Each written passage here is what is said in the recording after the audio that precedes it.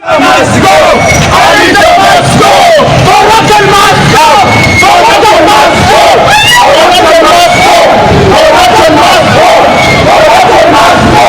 Toronto must go! Toronto must go! Yes, Red Zone TV kwoli webali kubanga okyagoberera yonna gy'osinzira okubanga gy'otulabira kyokola kya mutawaana nnyo gwatambula naffe ku mukutu gaggadde ogwa Red Zone TV. Njagala okubanga nkutegeeza tubadde mu kooti nga tukutuusaako Honorable Zaake, Honorable bonna abo bakulembeze abadde bakwatiddwa ng'ate baleeteddwa mu kooti eya LDC. Kakati wakati mu kubeera ng'ate waliwo abavubuka abakwatiddwa oluvannyuma lw'okwekalakaasa okulaga obutali bumativu bwabwe ne Parliament engeri gy'etambuzaamu ensonga. Njagala okutegeeza nti kye bayise March to Parliament Stop Corruption Now kikyakutte wansi ne waggulu olunaku olwaleero mu kye bayise phase ey'okubiri oba phase 2 okwekalakasa kuno kubadde kugenda mu maaso era kukyagenda mu maaso ne wetwogerera newankubadde nga waliwo abakwatiddwa naye era waliwo abalala abakyagenda mu maaso mu kibuga n'okubeera nga bagamba ffe tetugenda kukoma wano, ffe bino ebintu bitukwatako. Balabiddwako nga bawanise ebipande nga bayimba ensonga yemu Anita must go n'ebintu ebirala bifaananako bwe bityo. Ensonga eri wano ku mukutu ogwa Red Zone TV, ensonga wo zigenda okubanga zitambulira. Njagala okutegeeza nti ekiri mu kibuga kikyali kya bunkenke oluvannyuma lw'okuba nti poliisi, amagye n'ebitongole ebirala byonna ebikuuma ddembe biri deployed okulaba nga beetoloola ekibuga babeere nga ate tebakkiriza bantu bano bagenda kwekalakaasa kubeera nga batuukiriza okwekalakaasa kwabwe. Bwampuliriza ku mukutu ogwa Red Zone TV, njagala okutegeeza nti bino byabadde byatandika lunaku lwakubiri. Abasinga obungi babadde balowooza nti byakomye, wabula kkiriza nkutegeeze nti bino tebinnakoma.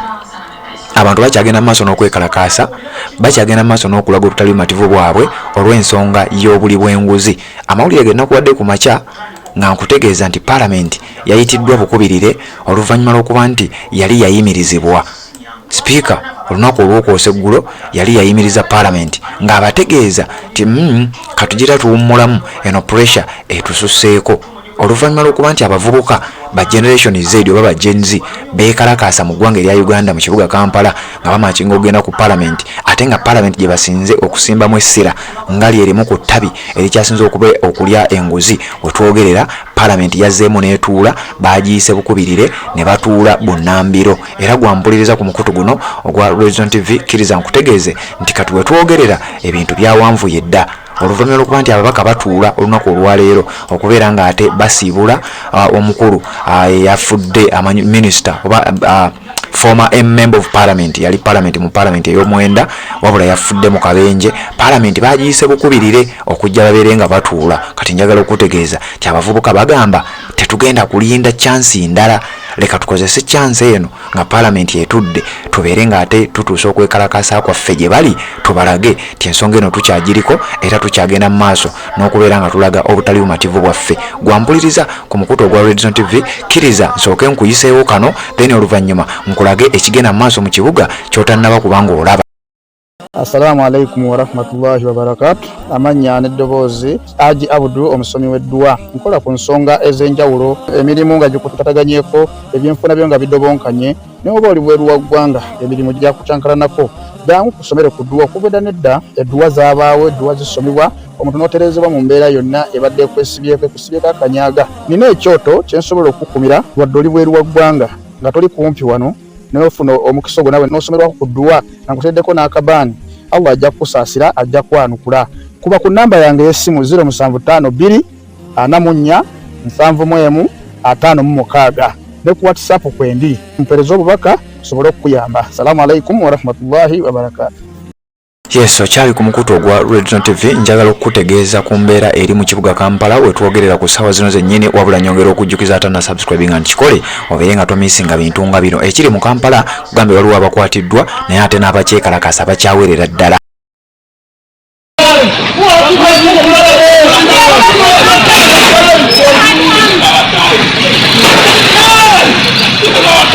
Viva!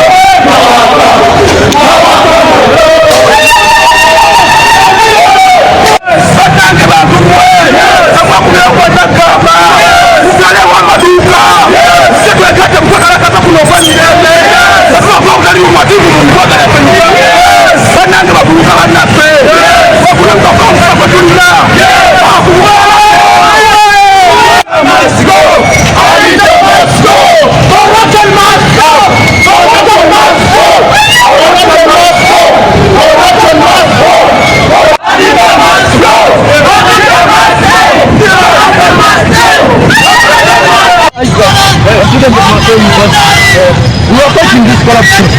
The district justice shall not violate and not visit anyone. We are raising our voices not to corruption. And if the man you are supposed to be given is all stolen, by the people that they know already to you by the number of people we shall not be intimidated.